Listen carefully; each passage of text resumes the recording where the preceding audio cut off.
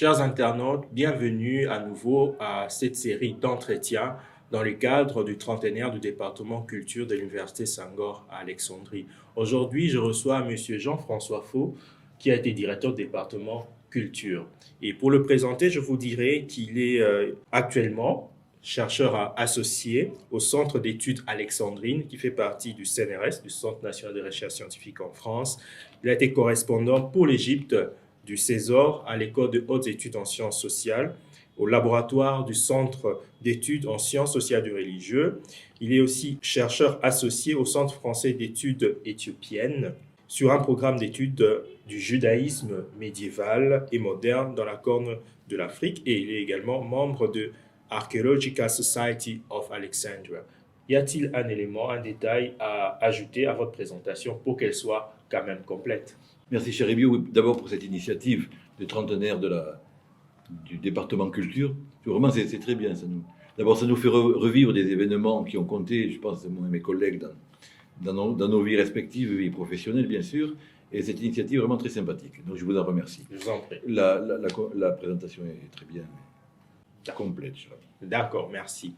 Dites-nous, vous avez été directeur du département. Quels sont les moments forts des moments forts de votre mandat? Dites-nous un peu, c'était de quelle année à quelle année, à l'intention de ceux qui nous suivent, de celles qui nous suivent?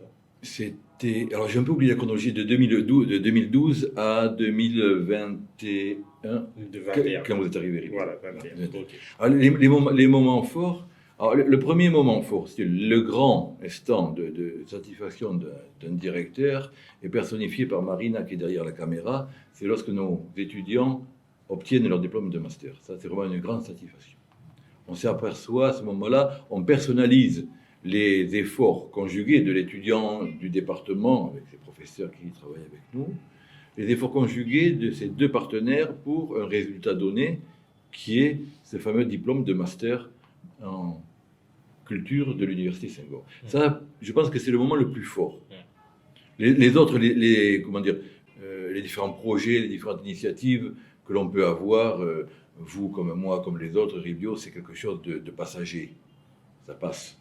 Le diplôme, ça marque la vie. Ça change la vie d'un étudiant. C'est ça qui m'a le plus, pas ému, je dirais ému, non, le terme n'est pas approprié, mais le plus, comment dire, touché au sens professionnel du terme durant mes deux mandats successifs. C'est-à-dire que vous contribuez à former des personnes qui vont sur le terrain relever les défis de développement dans le domaine de la culture sur le continent africain. Oui. C'est un élément durable, mesurable. Tout à fait. Si vous voulez, ce moment fort, cette responsabilité forte, elle commence à partir de la sélection de nos étudiants. Si on sait très bien que lorsqu'on sélectionne après l'épreuve écrite, l'entrevue orale, on sait très bien que l'on va changer. On peut changer le cours d'une vie. Et pour un étudiant du Sud, un étudiant africain ou du Moyen-Orient qui vient à Senghor, le fait de venir ici suivre 2 ans de parcours au sein du département culture, qui est un parcours d'excellence, c'est ça, on le doit, nous le devons tous les deux, parce qu'on est les derniers de la promo, nous les devons tous les deux à nos prédécesseurs, change une vie professionnelle et c'est très important. Et justement, c'est ce nouveau cap que l'on donne à nos étudiants, concrétisé par le diplôme, est le résultat d'un effort et une satisfaction profonde en tant que directeur. D'accord, parlons du programme. Oui. Durant votre mandat, vous avez trouvé un programme qui était en application et après, il y a eu un nouveau programme. Voilà. Je voudrais savoir, en ce qui concerne le département culture, quels sont les éléments sur lesquels vous avez apporté une contribution pour essayer de faire évoluer, de pouvoir améliorer un peu les cours ou l'encadrement pédagogique offert aux étudiants, tout à fait, aux étudiantes? D'abord, cette réforme, entre guillemets, avait pour but, au niveau des 4 départements de l'Université Senghor, d'apporter une certaine homogénéité. Le département culture, lorsque je suis arrivé en poste, avait la particularité d'avoir 3 spécialités et non pas 2. Et on s'est rapidement aperçu, avec l'équipe de direction, avec le recteur, que une de ces spécialités ne correspondait pas à l'attente d'un public estudiantin africain, ne correspondait pas à l'attente d'un projet de développement durable. Quelle spécialité? Média. Communication média. Communication média était adapté à un parcours, à un cursus d'école de journalisme qui existe déjà en Afrique. Donc c'était un peu redondant. Non, le projet a été de réunir finalement deux spécialités, industrie culturelle et communication média, à une nouvelle spécialité sur la gestion des industries culturelles. Le patrimoine, gestion du patrimoine est resté comme il était. Vous savez très bien qu'il y a ces deux spécialités correspondent à deux attentes professionnelles très distinctes au niveau du continent africain, à savoir patrimoine correspond à un public, je dirais, de fonctionnaires du ministère de la Culture, que ce sont des archivistes, des bibliothécaires, des conservateurs du patrimoine, qui ont une carrière. L'industrie culturelle correspond à un désir d'entrepreneuriat et donc de projection vers l'avant dans le domaine culturel des différentes composantes du continent africain, en particulier francophone.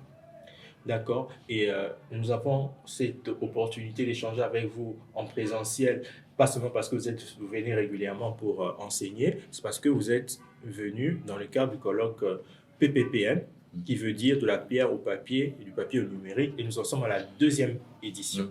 Mais la première édition a commencé pendant que vous étiez là. Est-ce que vous pouvez nous situer l'origine de cet événement qui commence à devenir quand même un rendez-vous non négligeable dans le domaine du patrimoine dans la région Afrique-Moyen-Orient? L'origine était, on voulait au niveau d'un colloque sortir du cadre très spécialisé d'un colloque classique dans le domaine académique, tel que celui auquel vous avez qu'organisé les manuscrits islamiques en Afrique et au Moyen-Orient.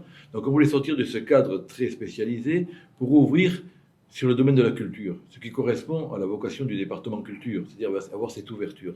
Et donc de la pierre au papier, du papier au numérique, obéit justement à cette ligne directive, on peut dire chronologique, pierre, papier, numérique, tout le monde comprend et situe les différents temps auxquels ces trois supports s'adressent. Et donc c'était un peu ça, c'était retrouver une chronologie patrimoniale et surtout sauter le pas vers une projection avec le numérique. C'est une bonne chose. Et pour clôturer notre entretien, je voudrais savoir, vous continuez à être actif dans le monde culturel, dans l'enseignement, dans la recherche, dans l'encadrement des thèses de doctorat.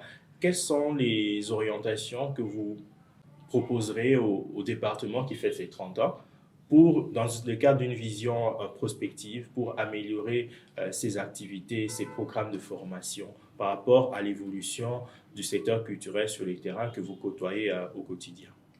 Le premier point à souligner, c'est vraiment un point de satisfaction pour le département que vous dirigez, cher Ibio, c'est la professionnalisation des formations. On a maintenant un cadre de stage qui est adapté au marché du travail, qui est adapté également à ce fameux cadre LMD, licence, master, doctorat. L'école doctorale est venue chapeauter ce dispositif en donnant une possibilité, là aussi, de prolongation au niveau de la recherche et de la réflexion académique. Je crois qu'une des doctorantes actuelles est une ancienne du département, ce qui montre, ce qui prouve je dirais, la pérennité de notre département en matière de formation, qu'elle soit au niveau du niveau master ou du niveau doctorat. Au niveau des conseils, je ne me permettrai pas de donner des conseils puisque vous êtes... Je disais des orientations, c'est ça le terme. Des orientations, c'est exactement les mêmes que les vôtres. On se connaît maintenant depuis plus d'1 an, cher Ibio, et je pense qu'on a à peu près la même vision des choses. On va avoir maintenant un équilibre qui sera intéressant à conjuguer, à décliner dans les futures années, c'est-à-dire à savoir ce point de rencontre entre les deux spécialités. On avait en toute franchise un peu de mal jusqu'à présent à le faire, parce qu'on n'échappe pas à sa formation, on n'échappe pas à sa spécialité. Donc jusqu'à présent, nous avions un département qui était un pur héritage au niveau patrimonial, et je m'en félicite. Vous avez pris le relais avec les industries culturelles, donc ça va apporter un plus à ce niveau, je dirais, ce mariage de raison entre les deux spécialités. Donc les orientations qui sont actuellement sont les bonnes. Je pense juste continuer sur les colloques. Je pense que le colloque, au-delà de l'espace d'expression pour les participants, constitue pour nos étudiants un très beau terrain d'expérience professionnelle. Expérience professionnelle tant au niveau des diversités de communication, mais également au niveau du contact avec les intervenants. Ils viennent nous voir, on prend leurs coordonnées, donc ils enrichissent leur carnet d'adresses professionnelles avec des spécialistes de diverses matières. Je pense que ça, c'est très important. Que ce côté projection sur la recherche à travers les colloques soit maintenu, on s'aperçoit qu'il y a pas mal de sujets de master. Hein. Le sujet est en réflexion, et puis le colloque est un déclic, et l'étudiant dit, ah, ben, finalement, je vais prendre tel sujet parce que j'ai entendu telle communication qui m'a porté vers. Donc, c'est très important.